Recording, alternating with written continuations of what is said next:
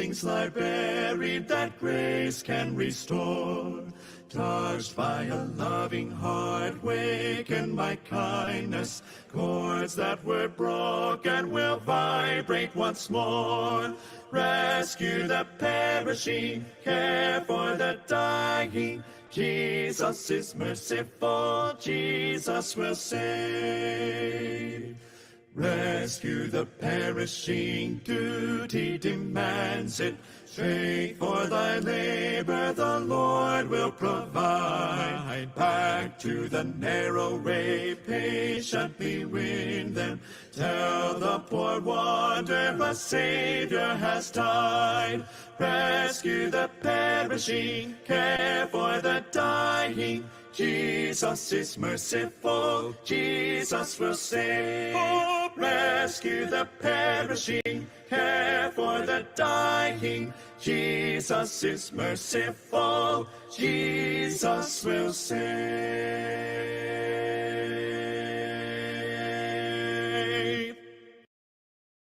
Jesus, keep me near the cross, there a precious fountain, free to all a healing stream, flows from Calvary's mountain. In the cross, be my glory ever, till my raptured soul shall find rest beyond the river. Near the cross a trembling soul, love and mercy found me. There the bright and morning star sheds its beams around me. In the cross, be my glory ever, till my raptured soul shall find rest beyond the river. Near the cross, O Lamb of God.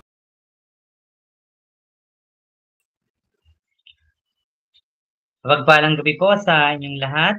Welcome po sa ating Hope Meeting. Una po sa lahat, papuri po at pasasalamat sa ating Panginoon sa pag-iingat at paggabay niya sa atin sa buong maghapon. At sa buhay at kalakasan po na patuloy na at sa atin ay pinagkakaroon. Ano man po ang ating sitwasyon meron tayo sa panahong ito, maging kagalakan po natin na tayo ay may pakikibahagi at magkakasama upang umawit ng papuri sa ating Panginoong Diyos. At sa pakinig po ng testimony ng isa nating kapatid kung paano po niya naranasan ang habag at biyaya ng Panginoon, ay maging hawin po sa atin at higit po sa lahat ang kapahayagan ng aral at mga katotohanan mula sa Biblia, ang salita ng Diyos. Maraming salamat din po sa ating mga kapatid na walang sawang nagpapasa po ng Hope Meeting sa inyong pong mga mahal sa buhay, mga kaibigan, katrabaho, upang marami po ang maabot ng gawain ito. At lagi po namin sinasabi, bisitahin niyo po ang ating FB group, ang C4 Hope Meetings po. Kung nais po muling balikan at muling mapakinggan ang ating mga tapos na gawain. At kung hindi pa po kayo kabilang sa ating group na ito, mag-join lang po kayo. Alala po mamaya, pagkatapos po ng mensahe, meron po tayong breakout session. At pagbati po mula sa ating C4, ang Christ of Cornerstone Covenant Community. Buong pamunuan po ng C4 ay nagpapasalamat po sa walang sawa niyong pakibahagi sa ating gawain ng Hope Meeting. Sa ating po mga partner churches, nakasama po natin sa gabing ito. Patuloy po tayo na mawagpala at mahamon sa ating mga pakinggan, mga katotohanan na magpapalakas po at magpapatibay ng ating pananampalataya. Muli po, magandang gabi sa inyo. Maganda pong simulan natin ang gawain ito sa pagbasa po sa aklat ng Hebreo, Kabanata 6, mga talata 18 hanggang 19. Hindi nagbabago at hindi man lang nagsisinungaling ang Diyos, kaya tayong nakatagpo ang kanyang kalinga ay panatag ang loob na umaasa sa pangakong niya. Ang pag-asang ito ang siyang matibay at matatag na angkla ng ating buhay. Sa pagkakataong ito po, nais ko pong ibahagi, ano po ba ang Hope Meeting? Bakit nga po ba tayo nagkakaroon ng ganito?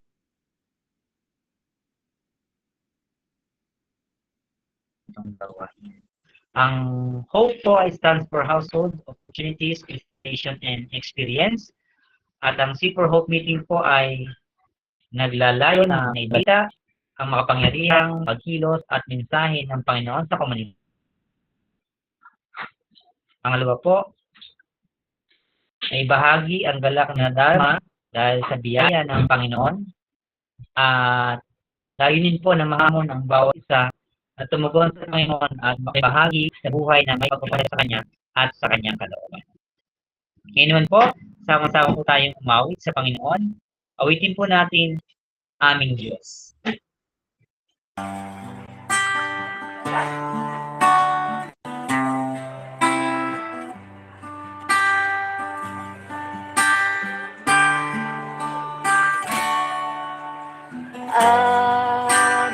Diyos, Amang makapangyarihan, Panginoon naming walang hanggan. Dakilang Diyos, mabuti at banal, Ika'y sasambahin, sambahin, aming may kapal.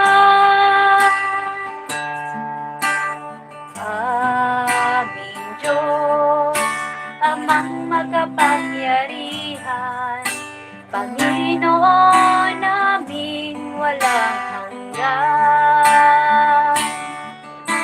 Dakilang Diyos, mabuti at banal, Ika'y sasambahin, sambahin, aming may kapal. Nasa'yo ang kapangyarihan, nasa'yo ang kalwalhatian, nasa'yo ang lahat, simula at wakas, nasa'yo, O Diyos, tagapagligtas, nasa'yo ang kapangyarihan, nasa'yo ang kalwalhatian, nasa'yo ang lahat, simula at wakas, nasa'yo, O Diyos, tagapagligtas, nasa'yo, O Diyos, tagapagligtas, nasa'yo, O Diyos, tagapagligtas.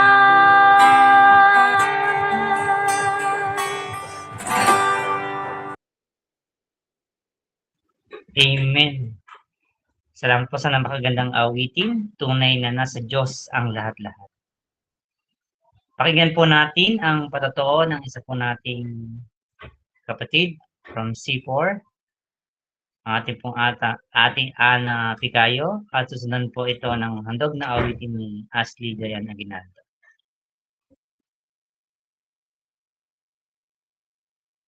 Magandang gabi po sa inyong lahat. Ako po si Ate Annalyn Picayo, kabilang sa Kristiyanong Komunidad ng C4. Kami po ay naniniwala at naninindigan sa katotohanan may Diyos na manlilikha na may karapatan sa ating mga buhay, na siyang Diyos na nagsasalita at nagpapakilala sa mga tao. At ang kanyang salita ay makapangyarihan, ito ay katotohanan at nakapagliligtas. Ako po ay nagmula sa Calatagan, Batangas, lumaki sa isang tipikal at malaking pamilya. Mula po sa panganay, ako po ay pangwalo sa 11 magkakapatid. Ang tatay ko po ay isang mangingisda, Ngunit nang maglaon ay naging isang barangay tanod. Mahirap po ang kalalagayan namin noon dahil nga malaki po ang aming pamilya. Hirap pong mag-budget ang aking ina.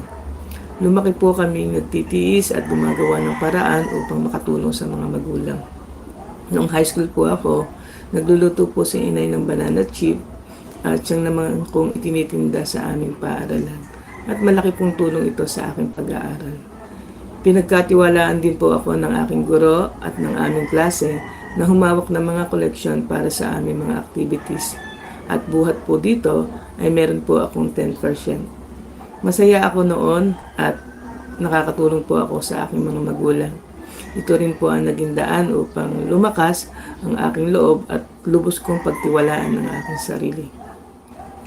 Nakapagtrabaho na rin po agad ako nung makatapos ng high school.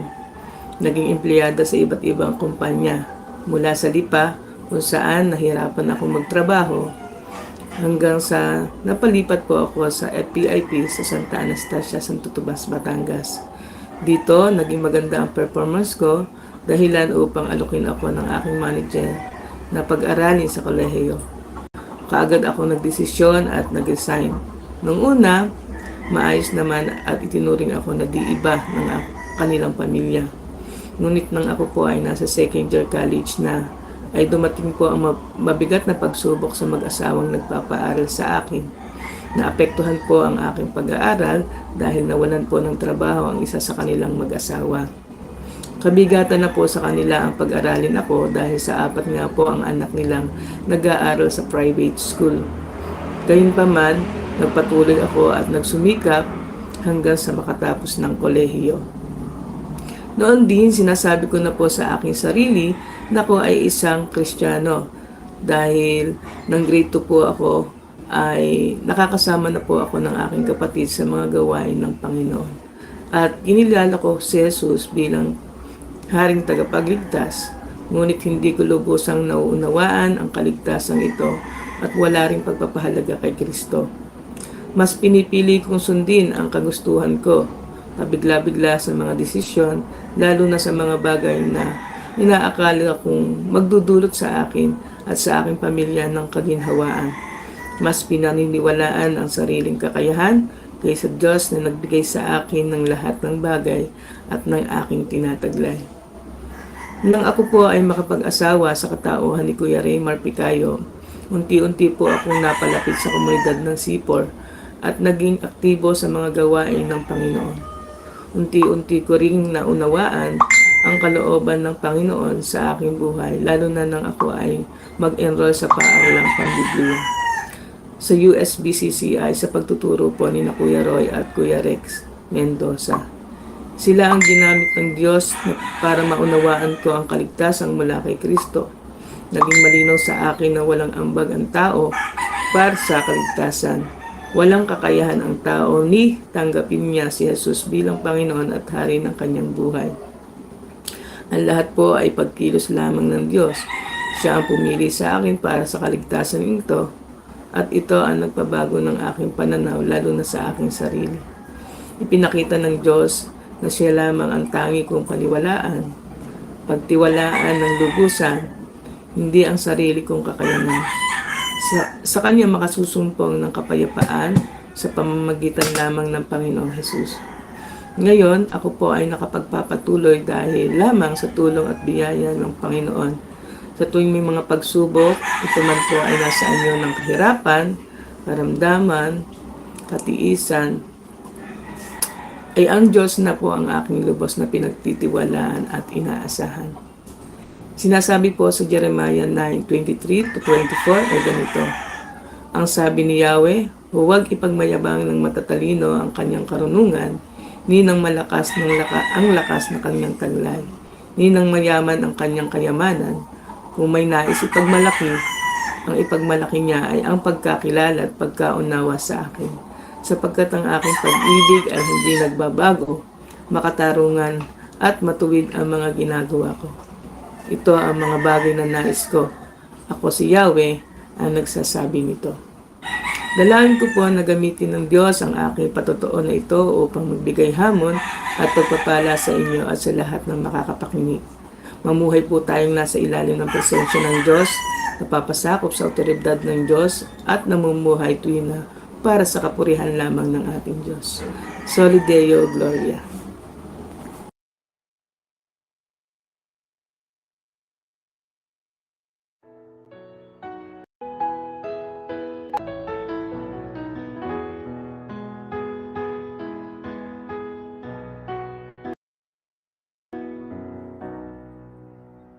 Time just drifts away, and as I look back on the years, memories of happiness and bitter tears.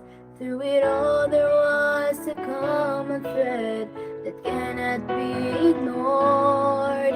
You were there teaching me to be your servant, Lord. All along, your hand has been guiding me, shaping my life to be a beautiful song. All along, you've led me through things that you knew would make me strong. Your love has been there all along.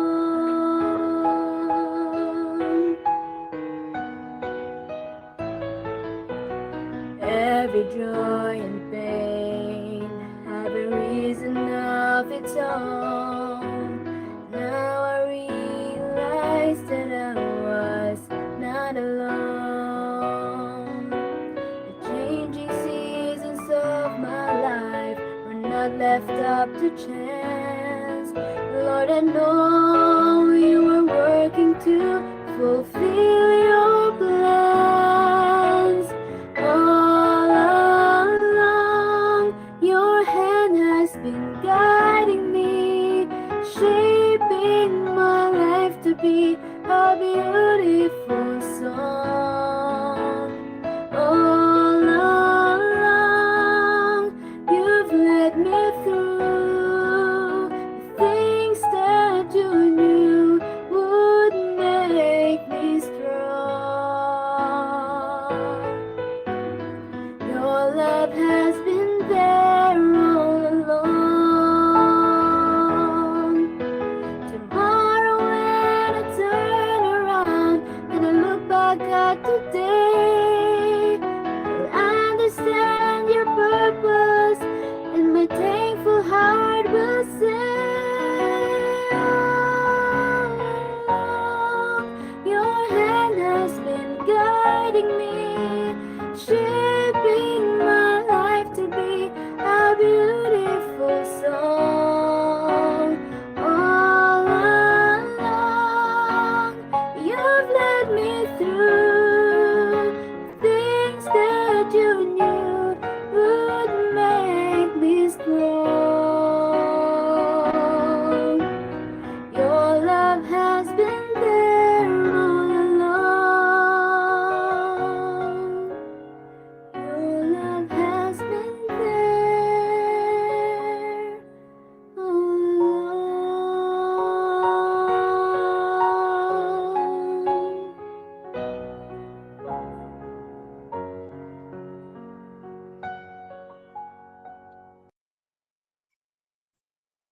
Amen. Maraming salamat sa iyong buhay, Ate Ana. Ang ating pong kapatid na ito ay isang pagpapala sa ating komunidad dahil sa kanyang kasipagan sa pag-aaral ng salita ng Diyos, sa ministeryo at sa mga gawain. At syempre po, salamat sa ating kapatid, Ate Ashley Dayan Aguinaldo, sa iyong buhay sa paglilingkod sa pamamagitan ng pag-awit. Pakinggan po natin ang mabuting balita, ang ipapahayag na mensahe ng Diyos sa pamamagitan po ng ating kapatid, si Redmar Picayo. Magandang gabi po sa inyong lahat. Isa pong kagalakan na kayo ay makabahaging muli sa ating Hope Meeting. Isa din pong pribilehiyo na makapagbahagi ng kanyang salita ngayong gabi. Welcome din po maging sa ating mga bisita kung meron man. Kagalakan po na kayo ay aming makabahagi. Salamat po, Ate Ana, sa iyong patotoo. Tunay na ang Diyos ang tumatawag sa kanyang mga tupa. Binabasag niya anumang ating pinagtitiwalaan at tinuturuan na magtiwala lamang sa Kanya. Maraming salamat and I love you. Yan. Mula noong tayo po ay nakipag-isa kay Kristo, sa buhay na ito, hindi na tayo mag-isang tumatahak sa landas ng ating buhay. Kasama na natin si Kristo. At si Kristo ang gumagabay sa atin, nagtuturo sa atin na tahakin ang landas na nais niya. Hindi po tayo pababayaan kailanman at tinitiyak niya ang kanyang tunay niyang tupa, hindi mahuhulog sa kanyang mga kamay. Purihin po ang Panginoon. Purihin ang ating dakilang pastol. Salamat, Asli, sa iyong inawit. Sa pagkakataon pong ito, tayo po ay mananalangin. Samahan niyo po ako sa panalangin. Panginoon, maraming salamat po sa gabing ito na muli kami mayroong ganitong gawain kung saan ang inyong pong mga salita ay mapapahayag muli at angin naming pag-asa. Salamat nga po, Panginoon, sa nagpatotoo, maging sa umawit. Tunay nga po kayo po ang Diyos na hindi nagpapabaya. Kaya, Panginoon, kami po patuloy na lumalapit sa inyo sa gabing ito. Amin pong idinudulog ang amin pong mga kapatid. Akin pong nilalapit ang Naga Mission Team. Dalangin po namin sina Kuya Julius, Ate She, maging si Ate Rose at si Kuya Albert na magsasagawa ng Christmas for Christ doon po sa Naga. Dalangin po namin na maging matagumpay ang gawain ito at dalangin namin na ang kapurihan, kaluwalhatian ng gawain ito ay para lamang sa iyo. Nawa po, Panginoon, ay yung mga regalo na matatanggap ng mga bata, tunay na hindi lang po yun ang kanilang makita, kundi yung mensahe sa likod noon. Nawa po maging maliwanag sa kanila ang mabuting balita, Panginoon. Amin pong dalangin din si Kuya Lennon na siya nga po na-aksidente at kailangang ma-opera. Dalangin po namin na nawa po ay may schedule na po siya sa operation at nawa po dalangin namin ang kanyang kagalingan. Dalangin po namin na kayo nga po patuloy na magbigay ng pag-asa sa kanya, Panginoon. Patuloy na pagtitiwala, tibay ng loob sa sitwasyon niyang nararanasan, patuloy na madama niya ang inyong presensya. Akin pong nilalapit din si Kuya Dan. Dalangin namin yung pananakit ng kanyang tiyan na hanggang ngayon hindi pa rin po malaman kung ano ang dahilan. Dalangin po namin, bigyan niyo po ng karunungan ng doktor na tumitingin sa kanya. Nawa po'y masuri siya ng maayos at makita talaga ang dahilan kung bakit nananakit ang kanyang tiyan. Dalangin po namin ng provision para sa kanya at patuloy na kayo nga po sasama sa kanila, Panginoon, sa pagpapagamot. Akin pong nilalapit din si Inay na ganun ding sitwasyon na nakakaranas pa rin ng pananakit ng tiyan. Amin pong dalangin na nawa po yung kanyang iniinom na gamot ay tunay na tumalab na po sa kanya at mawala na po yung pananakit ng kanyang tiyan, Panginoon. Amin dalangin din sa gabing ito ang aming gawain na ito. Kayo nga po manguna. Nawa nga po ay tulungan niyo nga po ako sa pagbabahagi ng inyo pong mga salita. Bigyan niyo po ng karunungan. At dalangin ko rin po, Panginoon, ng mga nakikinig ngayon. Ipuin niyo po ang kanilang puso at isipan na maunawaan ito. At nawa po, tumugon kami ng may pagpapakumbaba at pagsunod sa iyo. Dalangin namin ang signal, nawa po'y maging maayos. Dalangin po namin na kayo nga po ang magpapala sa gabing ito. Ito po ang aming dalangin sa pangalan ni Jesus. Amen. Magandang gabi po muli sa bawat isa. Salamat po sa inyong pakikibahagi. Patuloy po nating tinatalakay sa taong ito yung the sovereign power of the Almighty at work in the community all for His glory. Napakabilis po ng panahon. Mga kapatid, December na at malapit nang magpaalam ang taong 2025. Sa ating pagtalakay sa buong taon sa pagiging soberano ng Diyos, tumatak na ba sa ating puso't isipan ang katangian niyang ito? Ang Diyos na soberano, makapangyarihan, dakila sa lahat ay gumagawa sa ating kalagitnaan.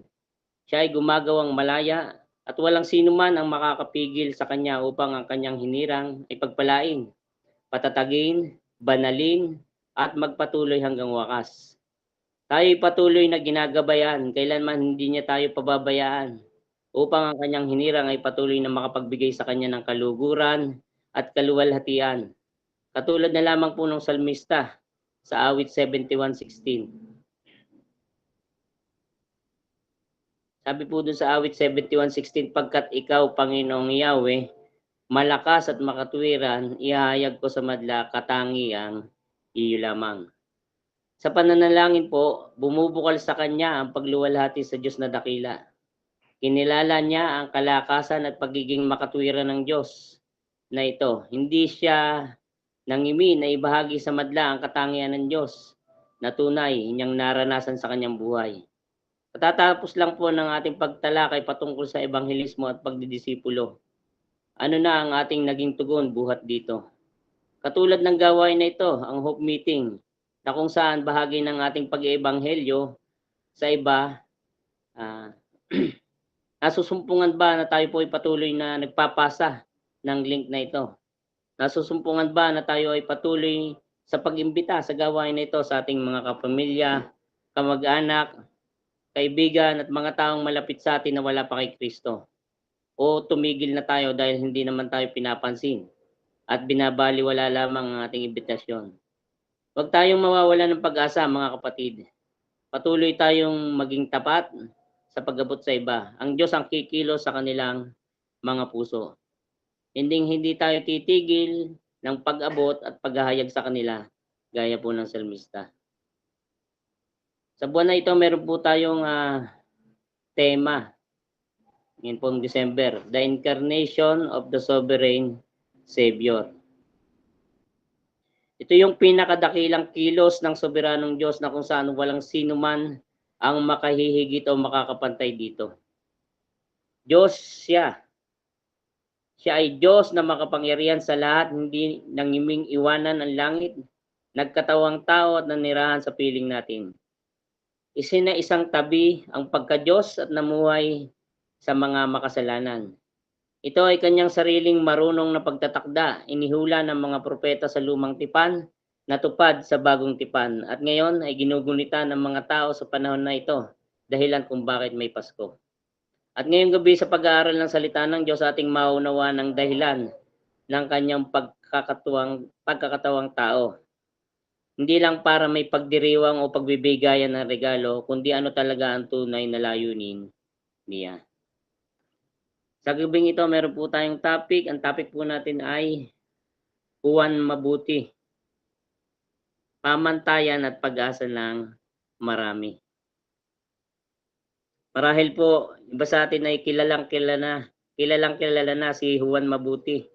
Siya lamang naman yung karakter na sikat sa isang tracts na ating ipinamimigay sa palengke, gasolinahan, paaralan at maging sa lansangan.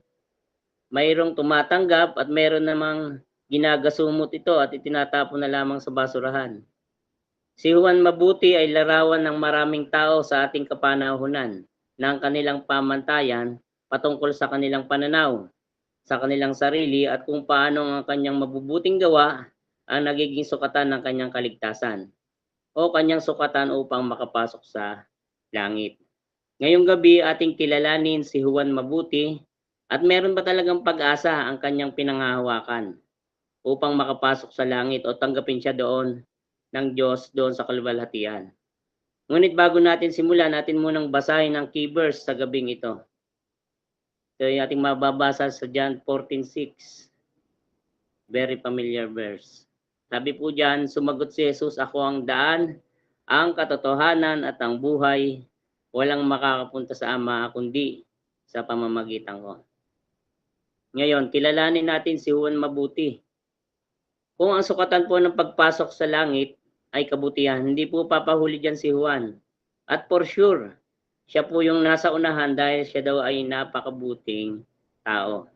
Para sa kanya, sa buhay na ito, mahalaga ang gumawa ka ng mabuti at wala kang ibang inaagrabyadong tao. Yan. Pamilyar ba sa atin ang mga linyahang ito? Ganyan din ang kaisipan ng maraming tao sa panahon natin ngayon. May kinikilalang Diyos o wala. Basta ikaw ay mabait, for sure daw ikaw ay papasok pa din sa langit. Kahit iba ang ating pinapaniwalaan, kahit iba't ibang Diyos ang ating sinasamba, ay isa din daw naman ang kahahantungan natin. Basta ikaw ay mabait, makikita ka pa rin sa langit. At even kapag may namamatay at kilalang sugarol, lasinggero, nambubugbog ng asawa, ano ang kalimitan na sinasabi ng kanyang mga kaanak o ng pamilya ng namatay? Mabait naman yan kahit yan ay ganyan. O bago naman namatay, ika iyan ay humingi ng tawad sa amin. Mabait naman po ang taong iyan. Mga katagang maliwanag na ang pag-asa talaga ng tao ay ang kanyang sariling kabutihan upang siya'y maligtas o makapasok sa langit. Ngayon po ating balikan si Juan. Mayroong nagtanong sa kanya ng ganito, ang sabi, sinusunod mo ba ang 10 utos? At malakas ang loob na sumagot itong si Juan. Ang sabi niya, oo naman. At sinabi sa kanya nung nagtatanong, sigurado ka ba? O sige, tingnan natin ang Biblia. Tingnan natin ang salita ng Diyos. Isa-isahin natin ang 10 utos. Dito makikita natin ang tao mayroon siyang sariling pamantayan pagdating sa kabutihan. Pero ang Biblia, ang salita ng Diyos, ang tanging makapagsabi kung sino talaga tayo. Ngayon, tinanong si Juan, nakapagsinungaling ka na ba? Ito po ay ikasyam na utos ng Diyos. Anong sabi dun sa Bible? Sa Exodo 20:16. Sabi doon, huwag kang sasaksi ng walang katotohanan laban sa iyong kapwa. Sumagot itong si Juan sa tanong na kung nakapagsinungaling na ba siya. At ang sagot niya ay, oo naman, sino bang hindi? Yun po yung kanyang naging sagot. Nandun makikita natin ang kanyang pag-amin.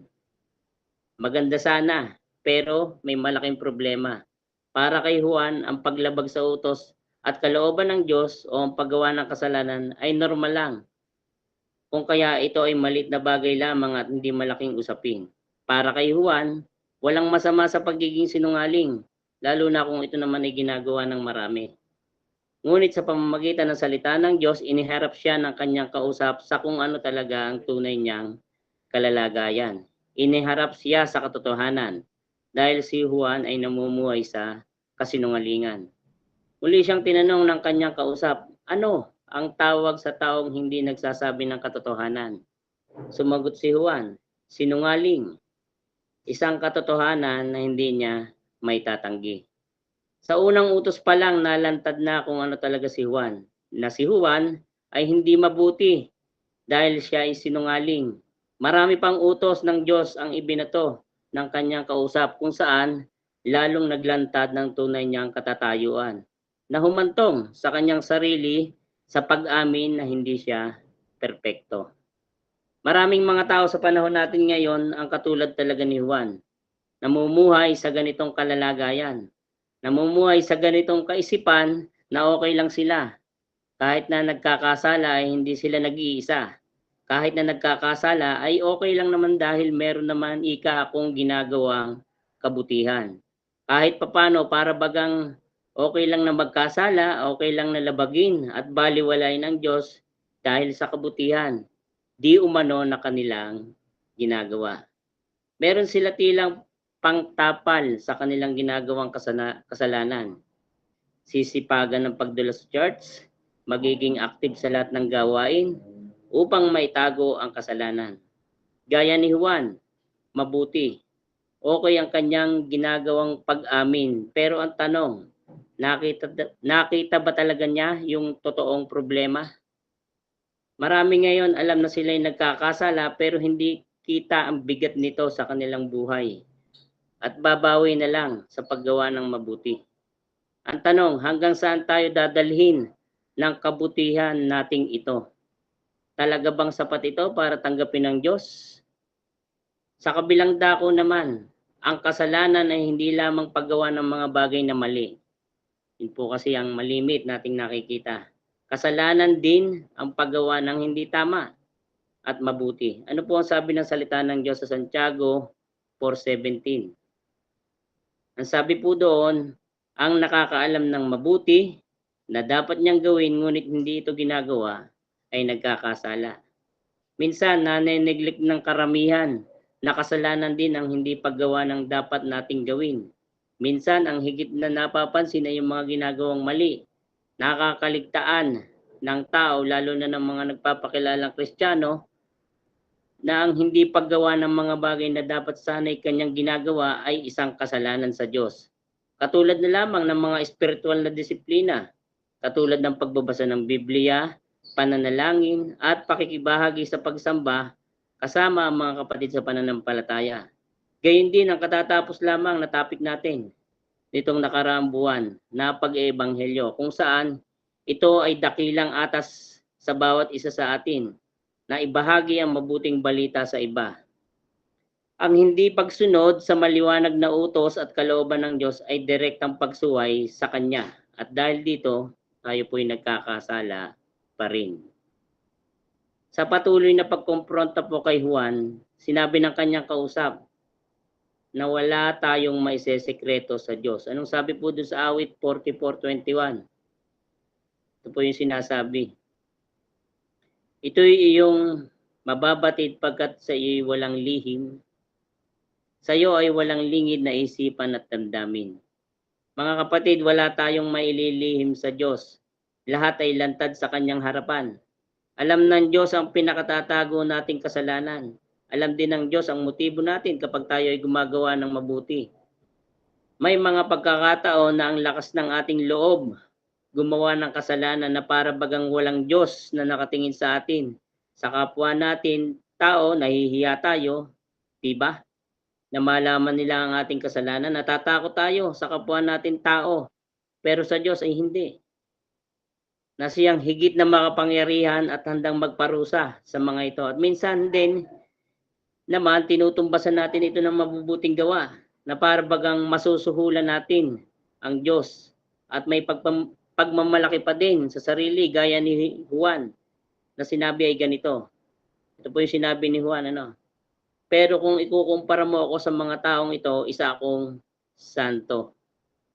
At tinutukoy po niya dito yung sina Bin Laden, Hitler, at iba pang personalidad na tanyag dahil sa kanilang kasamaan at pagiging malupit at pumatay ng laksa-laksang tao. Para kay Juan, mas matino siya sa mga ito. Ngunit anong tugon sa kanya? Totoo. Ngunit ang pamantayan ay batas ng Diyos, hindi ibang tao. Sinabi kay Juan, at kung ikaw ay nakagawa ng kasalanan ng 5 beses sa isang araw, sa loob ng isang taon, aabot sa 1,825 na kasalanan ng iyong nagawa. Kung mabubuhay kang hanggang 70 years old, sinuway mo ang Diyos ng 127,000 o beses. Ngayon, sabihin niyo sa akin na maliit na bagay ang kasalanan. Mas banal ka ba talaga sa iba? Yan. Sabi po sa Roma 14:12, kaya't bawat isa sa atin ay magbibigay sulit sa Diyos. Pananagutan mo ang bawat kasalanang iyong nagawa sa araw ng paghuhukom, kung saan ang bawat isa ay mananagot sa Diyos patungkol sa ating sarili. Ito naman ang naging katwiran ni Juan. Hindi ba patatawarin naman ako ng Diyos? Ito po yung linyahan ng maraming tao ngayon na kasi mabait daw naman ang Diyos at mapagpatawad. Hindi naman masama ang Diyos para ang isang tao ay parusahan. Sinabi nung kausap ni Juan ay ganito, subukan natin yan sa korte.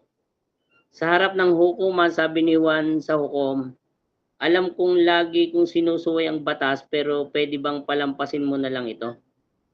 Okay sana si Juan marunong umamin sa kanyang kasalanan pero ang lupit ng request ni Juan na minsan ganyan din ang pananaw ng marami sa Diyos na ang Diyos ay okay lang sa kanya ang ginagawa nating pagsuway, pagbabaliwala at mga kasalanang ginagawa ng paulit-ulit. Sa kaisipang ang Diyos naman ay mahabagin. Pero sabi kay Juan, tiwaling hukom lang ang papayag sa pakiusap mo. Ang sasabihin ng mabuting hukom ay, sa hustisya, bawat kasalanan na ginawa mo ay dapat pagbayaran. Ang Diyos ay banal at matuwid na hukom. Hindi siya katulad ng isang hukom na tao na nalalagyan o nagbubulag-bulagan kagaya ng nangyayari sa ating bansa. Namumuhi siya sa kasalanan. Nagbabala ang Diyos sa mga sumusuway sa Kanya. Ano po yung sabi sa Mateo 13:42? Iahagis nila ang mga ito sa lumalagablab na pugon at doon magnanangis sila at magngangalit ang kanilang mga ngipin. Walang hanggang pagkawalay sa Diyos, parusang pangwalang hanggan. Napalunok si Juan. Ang sabi, kung gayon, paano makakapunta ang isang tao sa langit? Sa bahaging ito, natapos ang lahat ng ipinagmamalaki ni Juan. Yung dating ang tingin sa sarili ay mabuti siyang tao, ngunit ngayon ay napalitan ng isang tanong ng isang taong walang kapag-apag-asa, punong-puno ng takot at pagkabalisa sa kalalagayan ng kanyang sarili. Ngunit tumugon ang kanyang kausap. Ito po yung sabi ng kanyang kausap, mayroong isang paraan lamang. Kung may taong walang sala na ako ng iyong kaparusahan, doon lamang makakamtan ng hustisya at ikaw ay makakalaya na. Isang napakagandang balita na narinig ni Juan sa sitwasyong walang kapag-apag-asa at tiyak ang kaparusahan. Ngunit bigla mong malalaman na may umako, may humalili sa iyo na ikaw sana ang parurusahan. Pero may isang taong tumanggap noon. Hindi ba't ito'y isang napakabuting balita? Kung ikaw ay si Juan, ano ang iyong magiging damdamin? Sabi po doon sa Gawa 20:21, ito po yung ating matutunghayan. Sapagkat si Kristo na walang kasalanan ay namatay nang minsan para sa inyo na mga makasalanan, upang iharap kayo sa Diyos. Siya'y pinatay sa laman at muling binuhay sa Espiritu. Dapat tayo ang parurusahan, bubugbugin, kukutyain, duduran, o koronahan ng tinik, ipapako sa krus, tutusukin ng sibat sa tagiliran. Naranasan lahat ni Jesus ang parusang dapat ay sa atin. Naranasan ni Jesus ang pinakakarumaldumal na parusa para sa isang taong makasalanan. Siya'y Diyos na nagkatawang tao, walang bahid ng anumang kasalanan, pinasan, tinanggap ang isang parusang para sa makasalanan. Isang napakadakilang pag-ibig. Ngunit hindi po natatapos doon. Anong sabi po sa Lucas 24:6-7? Wala siya rito. Siya'y muling nabuhay. Alalahanin ninyo ang sinabi niya sa inyo nung nasa Galilea pa siya. Ang anak ng tao ay kailangang ipagkanulo sa mga makasalanan at ipako sa krus, at sa ikatlong araw ay muling mabubuhay. Matapos po ang 3 araw siya'y muling nabuhay, isang katibayan at katiyakan ng katubusan ng kanyang mga hinirang. Napagtagumpayan niya ang kamatayan at naglaon siya'y umakyat sa langit at naghari magpakailanman. Isang matibay na pag-asa ng taong sasampalataya sa kanya. Gaya po ng sinasabi, at alam na po natin ito, yung John 3:16-17. Sabi po doon, sapagkat gayon na lamang ang pag-ibig ng Diyos sa sangkatauhan, kaya't ibinigay niya ang kanyang kaisa-isang anak, upang ang sinumang sumampalataya sa kanya ay hindi mapahamak, kundi magkaroon ng buhay na walang hanggan. Isinugo ng Diyos ang kanyang anak hindi upang hatulan ng parusa ang sanlibutan, kundi upang iligtas ito sa pamamagitan niya. Ito ang dahilan kung bakit siya nagkatawang tao, upang tupdin ang kalooban ng Ama at magbigay kaluguran sa Kanya. At pinagtibay pa ng talatang ito na nagsasabing walang ibang daan ng kaligtasan, walang sino man o anuman dito sa mundo ang makakapagligtas sa atin. At basahin muli yung John 14:6. Sumagot si Jesus, ako ang daan, ang katotohanan at ang buhay. Walang makakapunta sa Ama kundi sa pamamagitan ko. Siya lamang po ang daan ng kaligtasan, wala nang iba. Hindi ang katulad ng ipinagmamalaki ni Juan na kabutihan, kundi si Kristo lang at ang kanyang katuwiran. At ang tunay na sumasampalataya sa kanya ay yung mga taong nakipag-isa na sa kanya. Ay ano po ang sabi sa ito po yung totoong nakipag-isa kay Kristo. Ito yung tunay na nakaunawa ng mabuting balita. Ano po sinasabi sa 2 Korinto 5:17? Sabi po diyan, kaya't kung nakipag-isa na kay Kristo ang isang tao, isa na siyang bagong nilalang. Wala na ang dati niyang pagkatao, sa halip ito'y napalitan na ng bago. Isang bagong nilalang, unti-unting nababago sa biyaya at tabang ni Kristo, sa patnubay ng banal na Espiritu, nagiging katulad ni Kristo.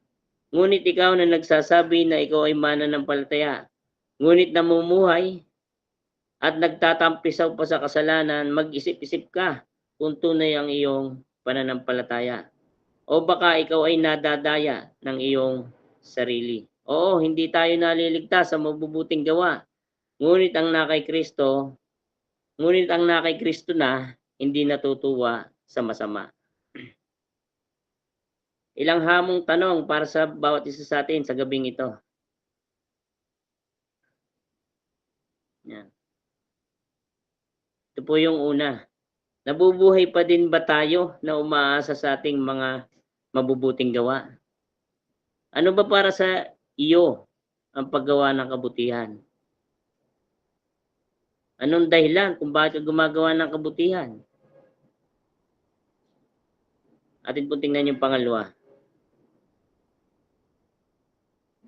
Sabi po doon, nauunawaan ba talaga natin ang mabuting balita ng Panginoon?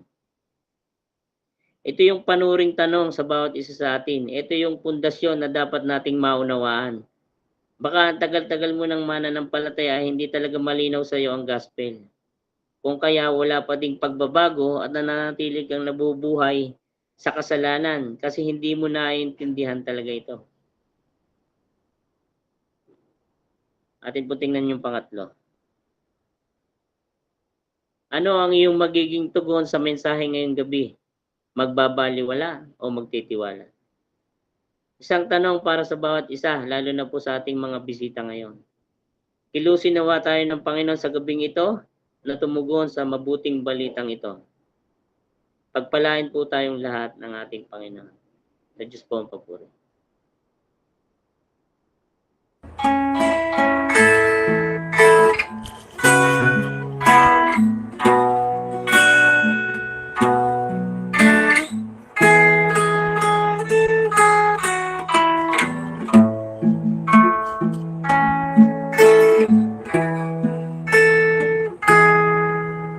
Jesus, ikaw ang nagbigay ng buhay at pag-ibig sa akin. Mula ngayon at kailanman, pupurihin, sasambahin kita. Wala nang iba sa puso ko't isipan, kundi ikaw lamang, Jesus, ang kailangan. Hindi ba't sa'yo ko lang matatagpuan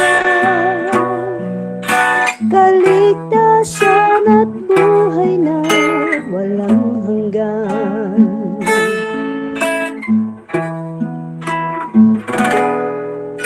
Ikaw lamang ang kailangan, hindi mo ko iiwan magpakailanman. Ang buhay may kahulugan, sa piling mo may kapayapaan. Wala nang iba sa puso ko't isipan, kundi ikaw lamang, Jesus, ang kailangan. Hindi ba't sa'yo ko lang matatagpuan kaligtasan at buhay na walang hanggan. Wala nang iba sa puso ko't isipan, kundi ikaw lamang, Jesus. sa'yo walang matatagpuan. Kaligtasan at buhay na walang hanggan. Kaligtasan at buhay na walang hanggan. Kaligtasan at buhay na walang hanggan. Nalangin po tayo. Panginoon, maraming salamat po sa inyong mga salita naming napag-aralan ngayong gabi. Tunay nga po, Panginoon, na kayo Diyos na tunay na mabuti, hindi kami. Panginoon, salamat po dahil patuloy niyong pinapakita sa amin ang aming kakulangan at patuloy niyo kaming tinuturuan na sa iyo lamang umasa. Tunay nga po kami bilang tao, wala kaming magagawa sa aming sarili, lalong higit sa aming kaligtasan. Tulungan niyo nga kami na maging tunay ang aming pananampalataya sa inyo. Nawa po'y maging maliwanag talaga sa amin ang mabuting balita na aming tinanggap. At itong mabuting balitang ito ang patuloy na maging daan upang kami makasunod sa inyong kalooban. Sa gabay ng inyong banal na Espiritu, tulungan niyo nga kami na mamuhay na may kabanalan at patuloy na sumusunod sa iyo, Panginoon. Dalangin po namin, Panginoon, na patuloy nga kayong kumilos sa aming puso at isipan, lalo na nga po sa mga kasama naming bisita. Dalangin po namin, kayo nga po ang magbibigay sa amin ng patuloy na karunungan na hindi kami madaya ng sino man, hindi kami madaya ng kaaway, hindi kami madaya ng aming sarili. Dalangin po namin, tulungan niyo nga kami na makilala ka pa namin ng lubusan at yung aming pagtitiwala at pananampalataya sa inyo patuloy na lumalim at tumibay, Panginoon. Maraming salamat nga po, Panginoon, dahil sa inyong ginawa, sa inyong pag-ibig sa amin. Ang lahat ng ito po ay pinagpapasalamat namin sa pangalan ni Jesus. Amen. Amen. Amen. Yan, papuri po at pasasalamat sa ating Panginoon sa mga katotohanan po ng kanyang mga salita na napakinggan po natin at naway ito maging patuloy na hawin po sa ating buhay. Sa mga nagnanais po na magpasalamat, pwede po mag-unmute or pwede po kayo mag-type sa ating chat box. Ano po, at click po yung inyong raise hand button. Maraming salamat po sa ating mga kapatid na nandito po sa ating Google Meet, at sa ating po mga kapatid na tumutok po sa ating FB Live. Palalang po muli, meron po tayong breakout session.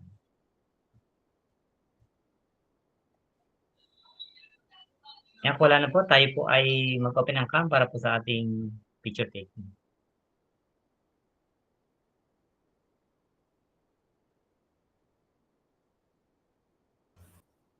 Ayan, mag-open po tayo ng cam. Magpipicture po ako. Magbibilang po ako. Okay po. 1, 2, 3. Isa pa po. 1, 2, 3. Thank you po. Maraming salamat po. Maraming salamat po. Salamat po. Magandang gabi. Po sa inyo. Salamat po sa bawat isa sa inyo.